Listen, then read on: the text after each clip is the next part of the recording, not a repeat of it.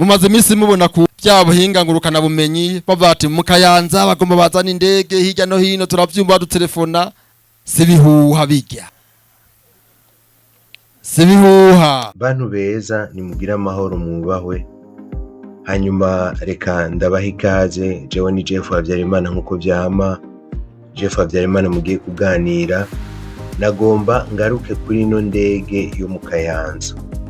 Nashaka ngaruke kuri ino ndege yo mu Kayanza kuko bimaze imyaka 2, sinzi yuko ishobora kubirenga gatoyi, bivuzwe yuko abanyakayanza bifuza kugura indege. Rino jambo urikurikiranye neza, umwubahwa yariko aravuga, yaravuze yuko bariko barakorana n'abanyabwenge n'ababijejwe bo ku rwego rw'igihugu n'urwego mpuzamakungu, hanyuma bashobore kuzana izo ndege kugira ngo Uburundi nabwo bushobore kuja guhiganwa n'ibindi bihugu mu iterambere. Ibi rero n'ukuri nk'ivyumvise, narumvise yuko ndyohewe, narumvise yuko ari ibintu vyiza, narumvise yuko ari umugambi mwiza, ni ibintu vyo gutera amashurwe koko. Naho babivuze murabona yuko haheze imyaka 2, ariko ugasanga nta na kimwe kiriko kiraba, ugasanga n'amajambo gusa yavuzwe gutyo, ariko ugasanga nta na kimwe kiriko kirakorwa kugira ngo bashobore gushika kuri vya bintu bashobora kuba bavuze.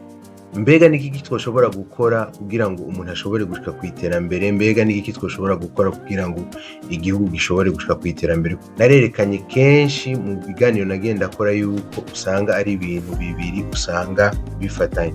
Rero kuri uno munsi reka tugaruke kuri ino ndege yo mu Kayanza.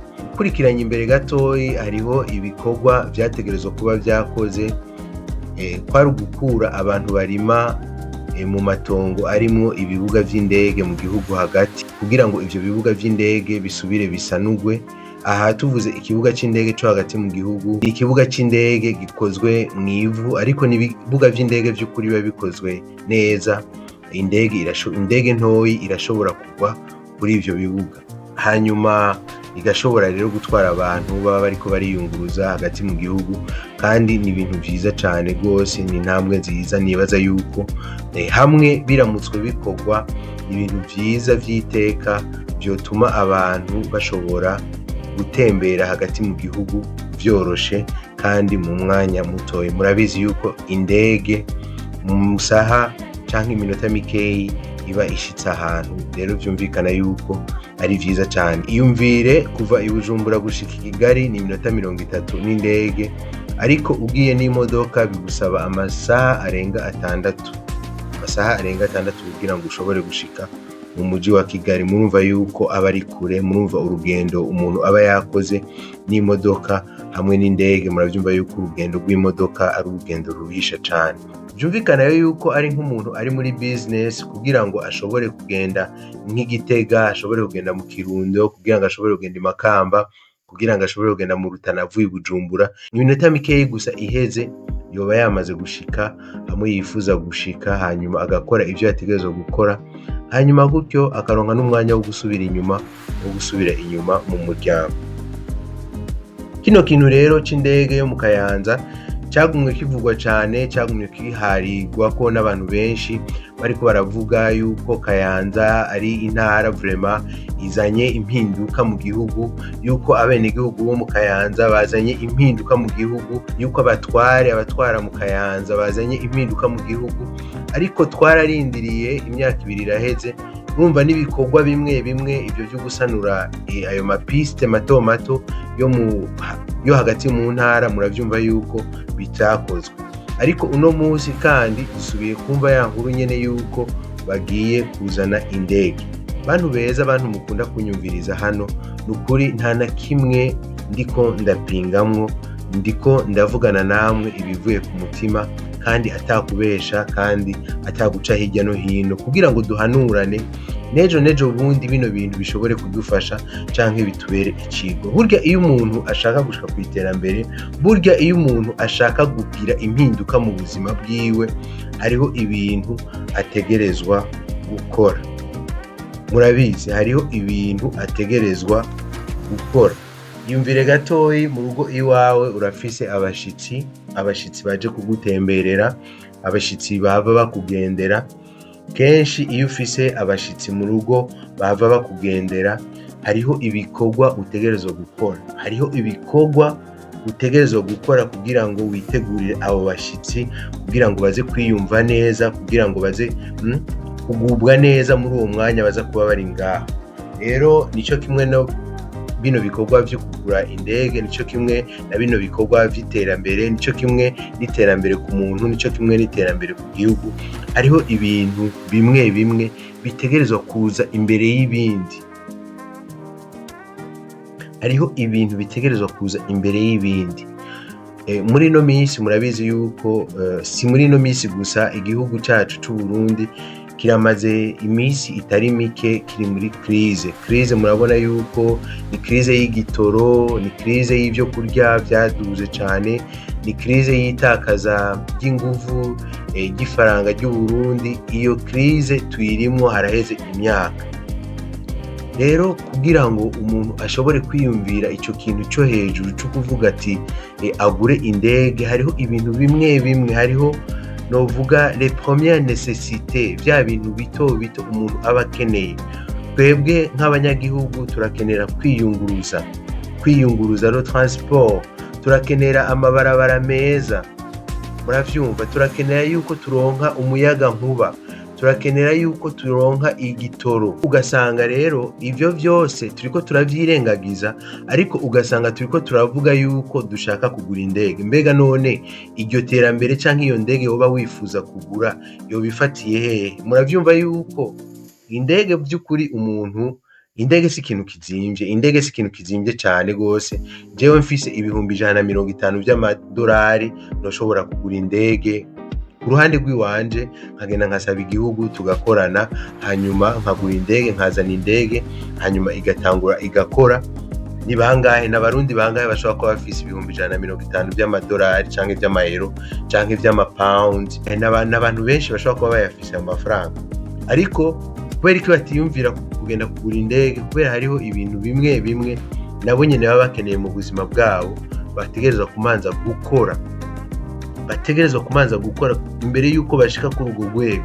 Kugura indege haba ku rwego rw'intara canke ku rwego rw'igihugu, sinibaza yuko yoba ari priorite, sinibaza yuko coba ari ikintu ca mbere abanyagihugu imiliyoni zirenga 13 boba bakeneye kuri uno musi. Ariko abanyagihugu barenga imiliyoni 13 uno musi barakeneye kugenda, barakeneye transport nziza, barakeneye amabarabara meza, barakeneye imodoka nziza, amabisi meza, barakeneye kwivuza, barakeneye igitoro, barakeneye ibyo kurya bimeze neza, barakeneye imiti, hari ibintu byinshi usanga bibuze mu gihugu iwacu. Ayo ma première nécessité abanyagihugu bategerezwa kuba bafise. Hanyuma rero tumaze kubona yuko ayo ma première nécessité abanyagihugu baba bayafise, tugaca dutangura kwiyumvira rero ati reka rero igihugu tuje ku rwego mpuzamakungu, natwe tugende kugira competition n'ibindi bihugu, rwaba u Rwanda, yaba Tanzania, yaba Congo bidukikije. Hanyuma mugabo twebwe mu gihugu twaramaze kwipanga.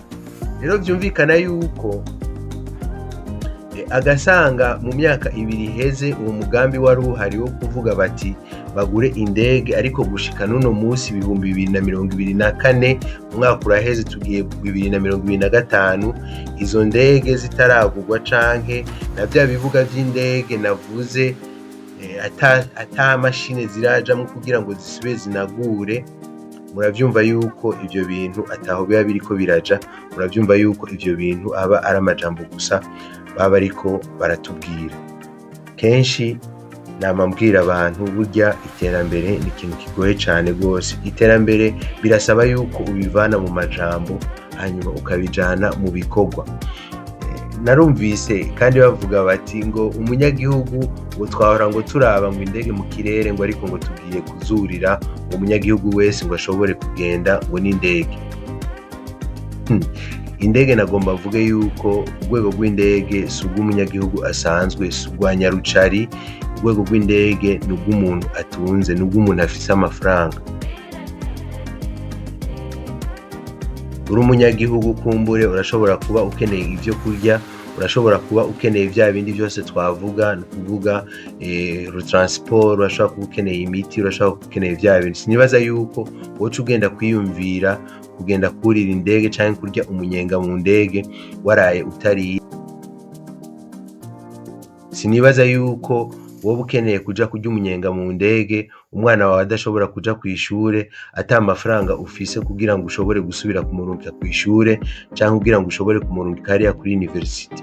Ni vyiza yuko umuntu ashobora no gukora no muri silence, ahoze hanyuma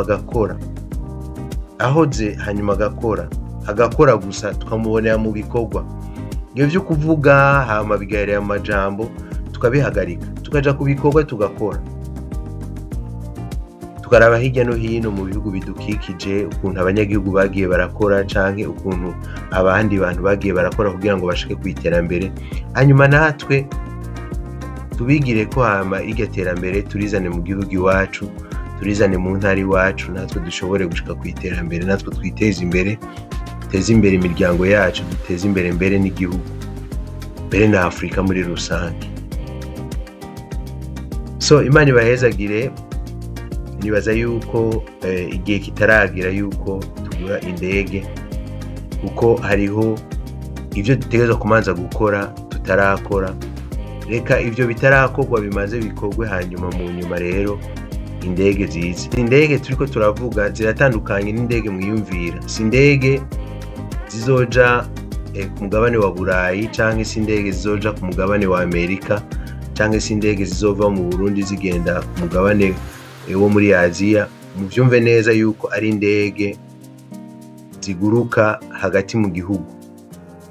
Izi ndege nibaza yuko Tanzania izifise nyinshi. Tanzania irazifise nyinshi cyane gose, n'amajet, n'utudege si jet, indege usanga zigiramwo abantu 8, abantu 10, abantu 6, abantu 4. Ya n'ubwoko bw'izo ndege nizo nibaza yuko zishobora gukora hagati mu ntara. Nizo ndege zishobora gukora hagati mu ntara. Muravyumva rero, nkuko mubibona ku masanamu, ntihagire umuntu aca yibaza yuko ari Boeing 747 abantu bagiye kugura izohora ija Igitega canke Ngozi canke mu Kayanza canke Makamba. Muvyumve neza yuko zitandukanye na zirya ndege zigwa ku kibuga International Melchior Ndadaye hajya i Bujumbura. So God bless you. Reka tuve mu majambo rero tuje mu bikorwa dukore kugira ngo dushobore gushika ku iterambere, hanyuma mugira amahoro, mugira aho muba, mwubahwe. Imana ibahezagire cyane. Tuzosubira mu kindi kiganiro aho turiko turavuga ku kindi kintu cyoshobora kudufasha kugira ngo dushobore gushika ku iterambere. God bless you.